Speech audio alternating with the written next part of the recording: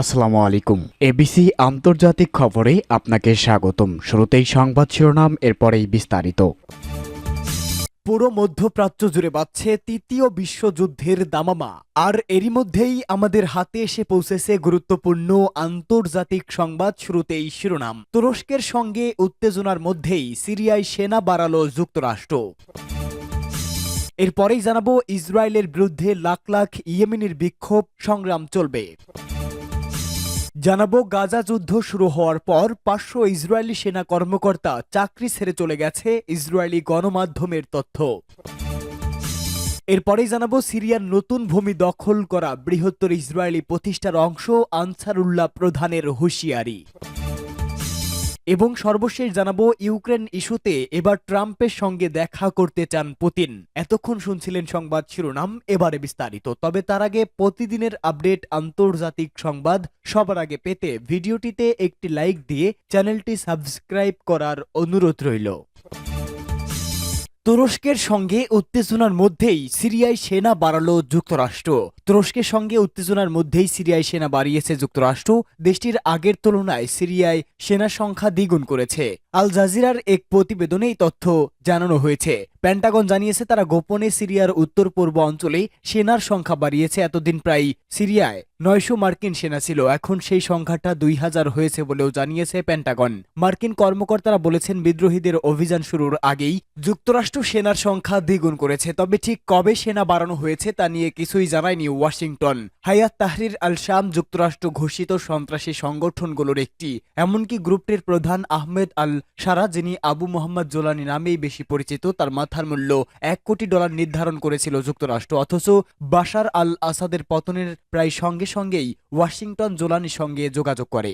ইসরায়েলের বিরুদ্ধে লাখ লাখ ইয়েমেনির বিক্ষোভ, সংগ্রাম চলবে। ইয়েমেনের লাখ লাখ মানুষ আজ আবারও দখলদার ইসরায়েলের বিরুদ্ধে বিক্ষোভ মিছিল করেছে। এ সময় তারা ফিলিস্তিনিদের প্রতি অকণ্ঠ সমর্থন পুনর্ব্যক্ত করেছে। ইরানের সাহাব চ্যানেলের এক প্রতিবেদনে বলা হয়েছে, ইয়েমেনের জনগণ গত শুক্রবারের মতো আজও সাদারিমা মারিব প্রদেশ সহ বিভিন্ন অঞ্চলে ফিলিস্তিনি জনগণ ও প্রতিরোধ আন্দোলনের সমর্থনে মিছিল করেছে। এ সময় তারা গাজার সঙ্গে থেকে জিহাদ করার প্রত্যয় ব্যক্ত করেছেন। একই সঙ্গে কোনো ধরনের হামলা মোকাবেলায় নিজেদের প্রস্তুতির কথা ঘোষণা করেছে। আজকের সমাবেশে অংশগ্রহণকারীরাও সাংবাদিকদের বলেছে, তারা গাজার সঙ্গে রয়েছে। বিজয় অর্জিত না হওয়া পর্যন্ত তারা গাজাকে সমর্থন দিয়ে যাবেন। শহীদদের রক্ত বিজয় নিশ্চিত করবে বলেও তারা মন্তব্য করেছে। এ সময় বিক্ষোভকারীরা সমস্বরে দখলদার ইসরায়েলের পাশাপাশি আমেরিকার বিরুদ্ধেও বিভিন্ন স্লোগান দেন।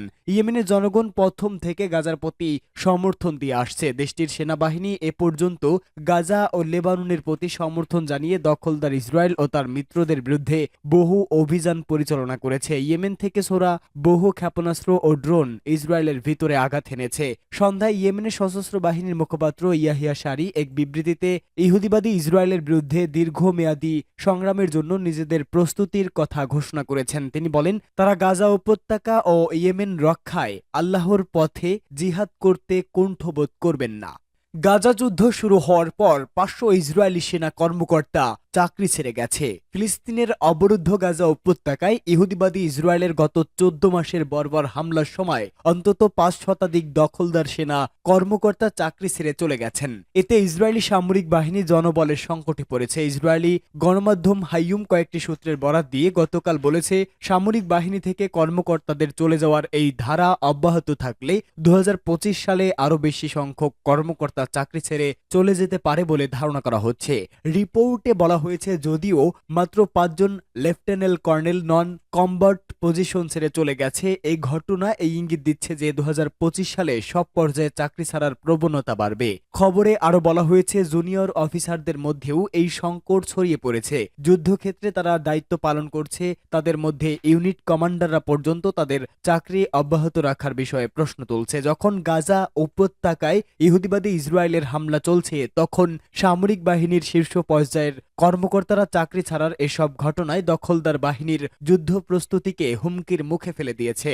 এতে ইসরায়েলের সামরিক কমান্ড বিস্মিত বলেও উল্লেখ করা হয়েছে। সামরিক কমান্ড মনে করছে, গাজা উপত্যকায় যুদ্ধবিরতি হলে ইসরায়েলি বাহিনী থেকে বহু সংখ্যক কর্মকর্তা ও সাধারণ সেনা চাকরি ছেড়ে চলে যাবেন। সিরিয়ার নতুন ভূমি দখল করা বৃহত্তর ইসরায়েল প্রতিষ্ঠার অংশ, আনসারুল্লাহ প্রধানের হুঁশিয়ারি। ইয়েমেনের হুতি আনসারুল্লাহ আন্দোলনের প্রধান আব্দুল মালিক আল হুতি বলেছেন, সিরিয়ার গোলযোগপূর্ণ অবস্থার ভেতরে ইহুদিবাদী ইসরায়েল যে ভূমি দখল করেছে তা মূলত কথিত বৃহত্তর ইসরায়েল প্রকল্পের অংশ। গতকাল টেলিভিশনে দেওয়া ভাষণে আব্দুল মালিক আল হুতি বলেন, ইসরায়েলি শত্রু ডেভিড করিডর নামে একটি পরিকল্পনা বাস্তবায়নের জন্য আরও ভূমি দখল করতে চায় এবং মার্কিন অধিকৃত ও কুর্দি অধ্যুষিত ইউফ্রেটিস নদীর তীরে বিস্তৃত করতে চায়। ইউফ্রেটিস নদী পর্যন্ত পৌঁছানোর ব্যাপারে ইসরায়েলের পরিকল্পনা সম্পর্কে আব্দুল মালিক আল হুতি বলেন, ইহুদিবাদী ইসরায়েল চলমান পরিস্থিতিতে সিরিয়া দখলের পথে কোনো বাধা নেই বলে বিবেচনা করছে। তিনি বলেন, ইসরায়েলি সেনারা সিরিয়ায় যে সামরিক স্থাপনা ধ্বংস করছে সেগুলো ওই দেশের জনগণের সম্পদ এবং ইসরায়েলের এই হামলার বিরুদ্ধে অবশ্যই রুখে দাঁড়ানো অপরিহার্য।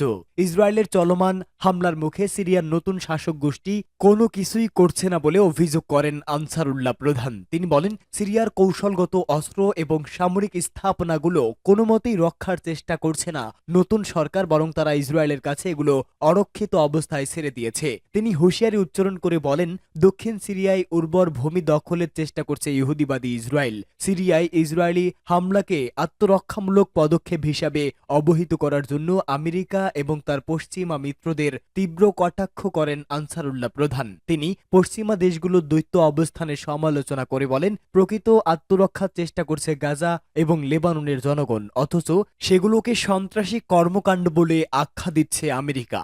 ইউক্রেন ইস্যুতে ট্রাম্পের সাথে দেখা করতে চান পুতিন। ইউক্রেন যুদ্ধ নিয়ে নিজের সুর নরম করেছে রুশ প্রেসিডেন্ট ভ্লাদিমির পুতিন। তিনি জানিয়েছেন, নবনির্বাচিত মার্কিন প্রেসিডেন্ট ডোনাল্ড ট্রাম্পের সঙ্গে দেখা করতে চান তিনি। ভারতীয় সংবাদ মাধ্যম এনডিটিভির এক প্রতিবেদনে এ তথ্য জানানো হয়। পুতিন বলেন, মার্কিন প্রেসিডেন্ট নির্বাচিত ট্রাম্পের সঙ্গে যে কোনো সময় আলোচনা করার জন্য প্রস্তুত আছেন তিনি। এ সময় তিনি দুঃখ করে বলেন, 2022 সালের ফেব্রুয়ারির আগেই কেন ইউক্রেনে হামলা করলেন না। নির্বাচনী প্রচারণার সময় ট্রাম্প ঘোষণা দিয়েছিলেন ইউক্রেন যুদ্ধ থামিয়ে দেবেন। ট্রাম্প নির্বাচিত হওয়ায় কিয়েভের কর্মকর্তাদের সেই ভয় আরো জোরালো হয়েছে। তাদের ধারণা, মস্কোর পক্ষে যায় এমন শর্তের শান্তি প্রস্তাব মেনে নিতে কিয়েভকে বাধ্য করা হবে। বাৎসরিক সংবাদ সম্মেলনে পুতিন বলেন, যুদ্ধক্ষেত্রে তার বাহিনী ভালো অবস্থানে আছে, তবে রুশ প্রেসিডেন্ট এও স্বীকার করেছে যে তার বাহিনী কবে তুরস্ক অঞ্চল পুনরায় দখল করবে তা জানেন না তিনি। এমন এক সময় পুতিন কথা বললেন যখন তার বাহিনী উত্তর পূর্ব অঞ্চলীয় ইউক্রেনে হামলা চালাচ্ছে। একই সময় ইউক্রেনের প্রেসিডেন্ট ভ্লাদিমির জেলেনস্কি ব্রাসেলসে ইউরোপীয় ইউনিয়নের নেতাদের সঙ্গে কথা বলছেন।